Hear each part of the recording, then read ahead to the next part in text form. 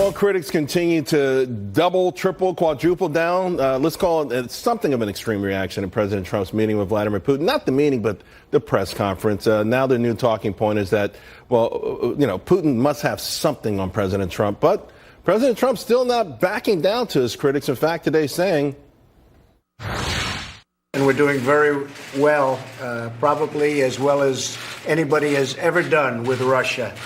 And there's been no president ever as tough as I have been on Russia. All you have to do is look at the numbers, look at what we've done, look at sanctions, look at ambassadors not there, look, unfortunately, at what happened in Syria recently. And I think President Putin knows that better than anybody, certainly a lot better than the media. He understands it, and he's not happy about it. Here now to discuss, Heather Higgins, Independent Women's Voice CEO, and back with us, Rick Unger and Ford O'Connor. All right, Heather Higgins, we know President Trump has been extraordinarily tough on Vladimir Putin compared to all these prior presidents, whether it's arming Ukraine, Poland, the diplomats getting rid of them, and some of the other things.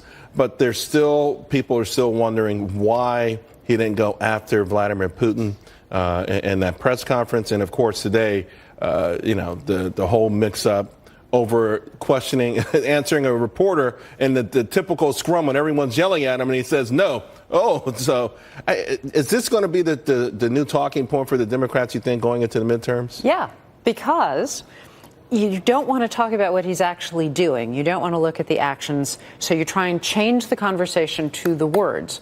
But if you think about what he's done, whether it's putting back in missile defense in Poland, and Czechoslovakia wanted that as well, whether it's actually providing lethal arms to Ukraine, whether it's trying to limit gas trade with Germany and get Germany to buy gas from us, which is death for Putin, there are a number of things that he is doing that are not to, nobody can name anything that's actually to Putin's benefit. And so they're trying not to talk actions, they're trying to talk words.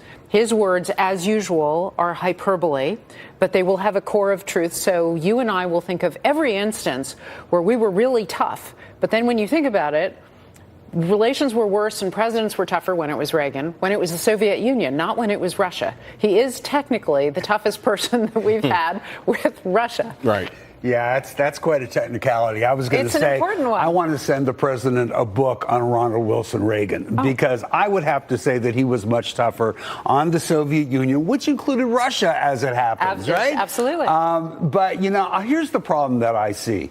I don't think the president is that tough on Russia. I think the president's government has been somewhat tough on Russia. And the president, as we continuously see, is rarely in step with the rest of his own government. You want to talk about our ambassador to the UN? She's been tough on Russia.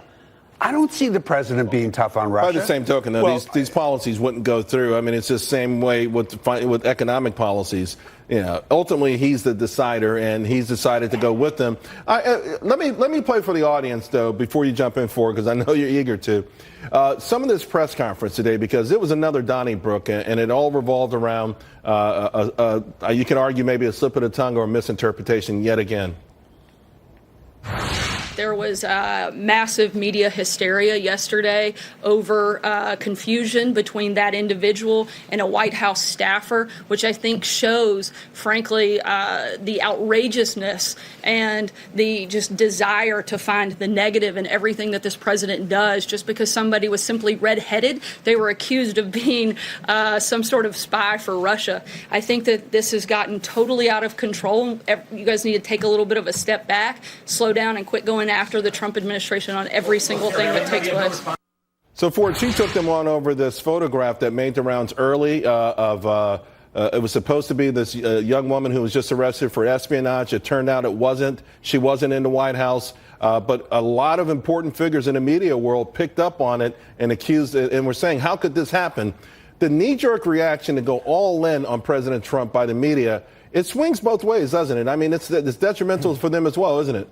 Well, it absolutely is, and that's exactly why President Trump is going to rebound from this. Just think about the Helsinki meeting. Since we had that meeting, essentially he's been accused of treason. His actions are on par with Pearl Harbor and Kristallnacht, and essentially there's been a Democratic congressman from Tennessee who's actually inferred that maybe there should be a military coup against him. President Trump prevails because essentially his detractors become so unhinged in their hate for him that they jump the shark. But Heather made a very, very good point here, and so do you, Charles, and so does Rick to some extent. What President Trump has to continue saying is over and over, I have been tougher than Obama and Bush 43 on Russia. Right. And by the way, here is what I've done. If he says that over and over for the next 2 weeks, guess what? He's going to win. And the reason why I say this, look at the latest Fox News poll.